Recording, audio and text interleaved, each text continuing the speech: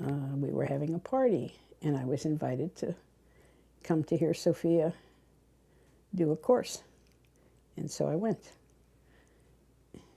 And I just thought, this is so good, I should go to Rome.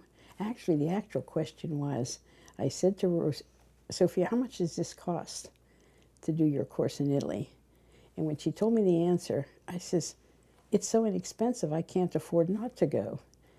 But I didn't allow myself to think about what it would cost to travel over and back and forth.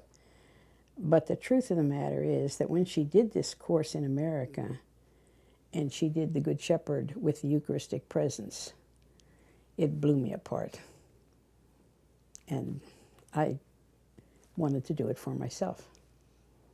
I never thought of really doing it for the children either, as Rebecca mentioned this morning. But I really wanted to do it for myself, and of course it's a falling in love, which was what it was all about. That was it. I can't say that I saw it in this work because I was a Montessorian for 10 years. And I really saw that when I was in Perugia and had studied there through Signorina Maria Antoinette Paolini. And she was a very close student and friend of Dr. Montessori. And we really got such a good grounding in what that child was all about. The hardest thing was to be patient. And that, when you realize how important it is to be slow with a child, because Montessori had said that you had to slow yourself down many, many times compared to your life. Like a Charlie Chaplin movie, that's the way the children saw us. And when I realized that, how important it was, in fact, a nun that I worked with years later confessed to me, before she had done the course herself, she thought I was retarded.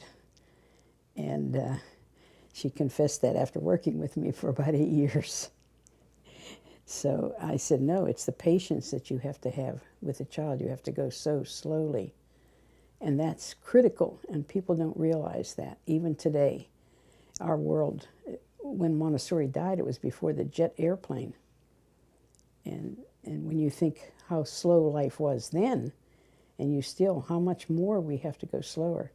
And if you notice, children won't pay attention to you when you go fast.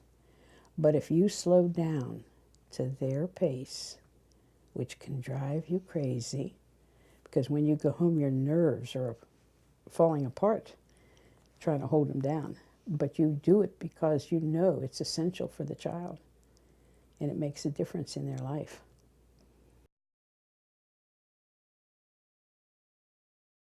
I don't really know how to answer that question. I just know they know. They know God. And they respond to Him.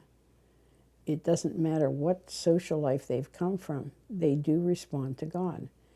I've had some children that have said, what?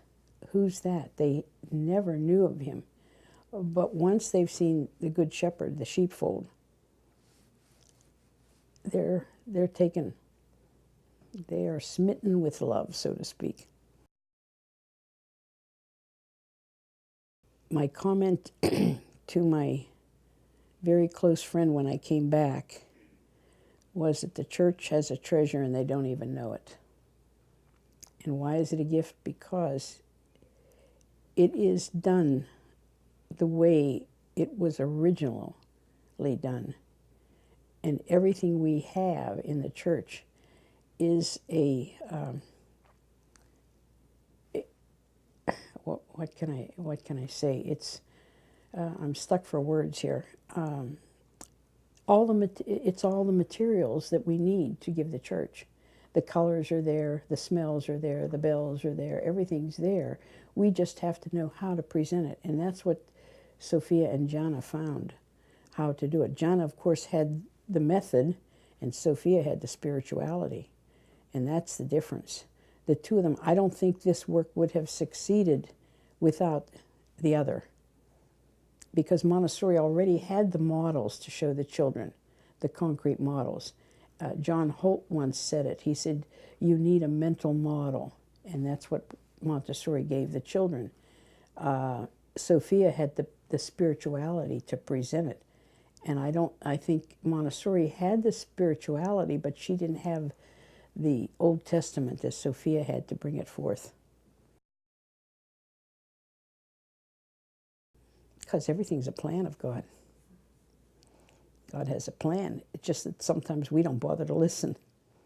And we can do it or not do it. And if you don't do it, you'll find somebody else.